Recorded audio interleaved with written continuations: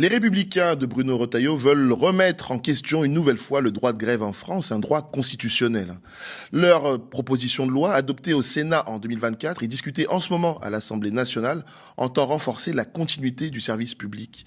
Dans les faits, le texte prévoit notamment la possibilité de suspendre le droit de grève jusqu'à 30 jours par an sur certaines périodes dites sensibles, de limiter la durée des mouvements et d'allonger les délais de déclaration individuelle. Pour les syndicats, c'est une attaque frontale contre un droit fondamental. Et pour en parler, nous recevons Julien Trocaz, représentant de Sudrail. C'est parti pour l'entretien.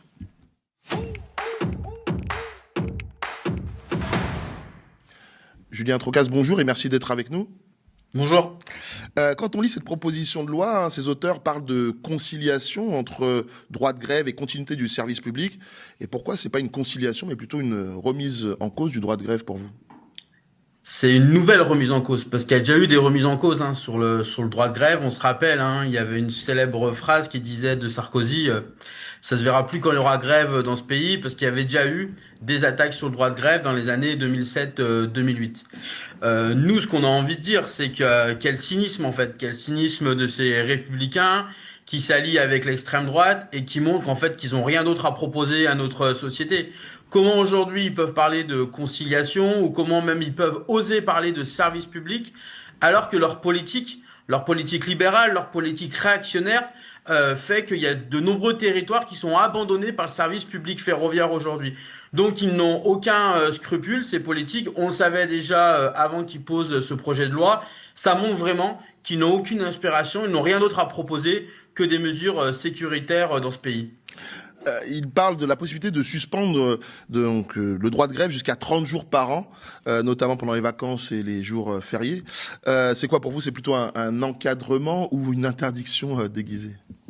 Bon, c'est une neutralisation, c'est une intimidation. Enfin, ils essayent d'abuser de leur pouvoir législatif pour neutraliser notre colère. Enfin, ce qu'ils comprennent pas en fait, c'est que plus ils voudront nous paralyser ou nous neutraliser, plus notre colère en fait, elle va monter d'un cran en fait. Et plus on sera déterminé. Moi, je prends l'exemple, c'est ce qu'on appelle souvent le droit de grève à la sauce italienne. Ils prennent beaucoup cet exemple-là. Il faut savoir, et ça, quand on le dit, c'est parce qu'on a des camarades syndicalistes en Italie avec lesquels on échange. Il y a de plus en plus, on va dire, des grèves spontanées, des grèves sauvages. Moi, le message que j'ai envie de faire passer à ces réactionnaires, c'est s'ils pensent que nos revendications sociales vont s'évaporer, par exemple, 30 jours dans l'année, ou qu'on va être moins déterminés, ils se trompent. Le problème, et vous l'avez dit même en faisant référence à l'appel au rassemblement avec nos camarades d'Amazon le 12 février. Enfin, la question, en fait, c'est de respecter celles et ceux qui produisent. Quand il y a un rapport de force dans une entreprise, quand il y a une colère sociale, le meilleur moyen, en fait, c'est de négocier et répondre aux revendications. Et là, toutes les choses se passent bien. Concrètement, pour des agents de transport, en fait, qu'est-ce que ce texte changerait dans la manière de se mobiliser et de faire grève? Bah, dans les propositions qu'il nous disait, c'est restreindre un peu plus. Ça veut dire qu'il faudrait choisir entre guillemets des périodes sacralisées où on ne pourrait pas faire grève. Mais même là, c'est de la démagogie à outrance. Ça veut dire quel jour ils préfèrent entre guillemets ne pas penser aux usagers usagères du lundi matin ou du vendredi soir qui se servent des services publics pour aller au travail ou des jeunes étudiants et étudiantes. Il y avait aussi continuer à attaquer le droit de grève. Ça veut dire la liberté de pouvoir exercer son droit de grève avec des mesures encore plus restrictives. Ça veut dire la déclaration d'intention de grève, les modalités de préavis de grève. Enfin, c'est la poursuite, évidemment, d'une politique réactionnaire que je le disais, qui date de 2007 et 2008. Mais vous savez, Éric Ciotti, en 2008, il était déjà sur ce sujet-là. Vous vous rendez compte? Ouais. Ça veut dire bientôt 20 ans après, il n'a que toujours la même chose à dire. C'est peut-être le moment aussi qu'eux, ils se mettent en grève et qui nous laissent un peu tranquilles. Quand il parle d'allonger le délai de déclaration individuelle, ça signifie quoi précisément? Bah, ça signifie que c'est encore une contrainte supplémentaire. On doit, entre guillemets, là actuellement, on a des délais pour se déclarer, en grève ou l'intention de faire grève, bah, c'est évidemment d'avoir encore atteinte à nos libertés, parce que je répète que c'est un droit constitutionnel et c'est une liberté individuelle, et on doit encore un peu plus en amont se déclarer gréviste. Quand il parle justement de continuité du service public, est-ce que ça devrait pas justement reposer sur l'État plutôt que sur les grévistes? Bah ouais, et puis en plus, comment ils osent parler de service public? Je le répète. Enfin, aujourd'hui, on a par exemple le sujet de la conférence des financements des transports. On est en train de fermer des lignes de chemin de fer dans beaucoup de territoires. Enfin, aujourd'hui, concrètement, le cynisme, il nous parle de service public alors qu'il y a même plus de ferroviaire pour des milliers de personnes sur le territoire. Enfin, moi, j'en profite.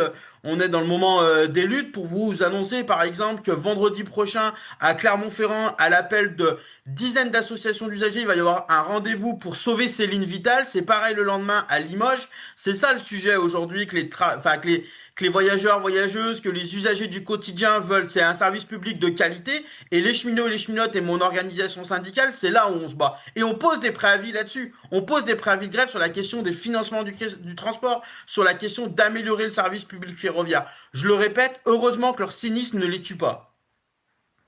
Vous en parliez aussi un peu tout à l'heure. Est-ce que vous craignez que si ce texte est définitivement adopté, finalement que les transports ouvrent la voie pour que ce soit également appliqué dans d'autres secteurs? Bah, on l'a compris, le transport, la SNCF et les cheminots, les cheminotes, on est l'une des images de ce mouvement social qui résiste et qui lutte.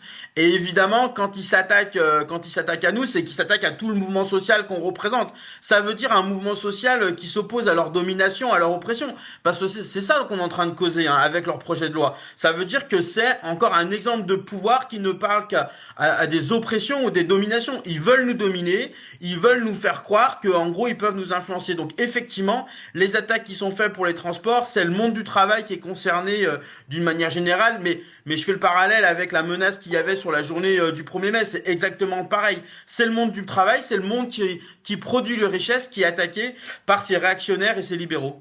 Vous portez un sweatshirt avec La Haine, la comédie musicale La Haine. Jusqu'ici, rien n'a changé.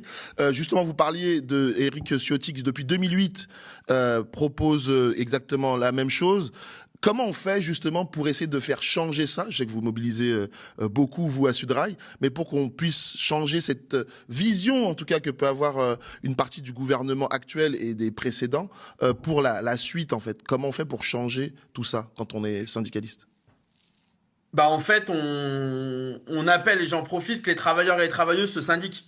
C'est le plus important. Alors s'ils peuvent se syndiquer dans mon organisation syndicale, c'est pas mal, mais s'ils vont se syndiquer ailleurs, c'est pas plus grave que ça. Il faut syndiquer, mais pourquoi je dis ça? Parce qu'il faut nécessairement et plus que jamais installer des contre-pouvoirs dans les entreprises, des contre-pouvoirs dans les administrations, causer et avoir des collectifs. Et quand on négocie enfin, quand on met en place des contre-pouvoirs et qu'on s'oppose à ce patronat, à ce gouvernement, après très rapidement, on a d'autres perspectives et on a des perspectives sociales, des perspectives de transformation sociale. Donc c'est le meilleur moyen, notre meilleure arme à nous, c'est de se réunir et de construire des contre-pouvoirs et d'exiger des vraies transformations sociales dans ce pays. Et justement, si ce texte devait être adopté, est-ce qu'il y a déjà des mobilisations en cours ou prévues, si jamais c'était le cas? On réagira. Enfin, on le dit, on le réaffirme, on le dit à chaque fois, c'est une ligne rouge. Aujourd'hui, c'est pas ça le plus important en fait. Faut arrêter de vouloir restreindre le droit de grève, ses droits, ses libertés individuelles et collectives. Donc évidemment, on utilisera tous les moyens à notre hauteur. Ça veut dire ce qu'on appelle la stratégie des tactiques. Il peut y avoir du côté juridique, il peut y avoir évidemment des réactions collectives. Ça veut dire faire grève. Il peut y avoir d'autres moyens. Aujourd'hui, s'ils pensent moi, je le répète. De toute façon, je pense que ces gens-là n'ont jamais travaillé, en fait, n'ont jamais revendiqué, ne connaissent pas ce que c'est la colère sociale. Mais s'ils pensent en le neutralisant que notre colère va s'éteindre, enfin, ils se trompent. Honnêtement, ils se trompent. Et notre détermination, elle sera encore plus forte et elles peuvent être encore plus violentes. En tout cas, merci beaucoup Julien Troucas d'avoir été avec nous aujourd'hui, de nous avoir donné votre point de vue, le point de vue de votre syndicat sur cette proposition de loi des Républicains. On va suivre ça de très près et on n'hésitera pas à vous faire appel à nouveau pour pouvoir nous donner votre point de vue sur tout ça, si jamais la loi est adoptée. Merci à vous. Bonne journée. Bonne journée. Et merci à vous de nous avoir suivis. C'est votre soutien qui nous permet de continuer le combat. Vous pouvez regarder le Journal des Luttes ainsi que les autres programmes du Média sur notre chaîne YouTube Le Média TV ou sur la chaîne Le Média 24/7 ainsi que sur le canal 165 de la Freebox ou sur l'application Molotov. En attendant, je vous souhaite de passer un très bon week-end avec les programmes du Média et je vous dis à lundi.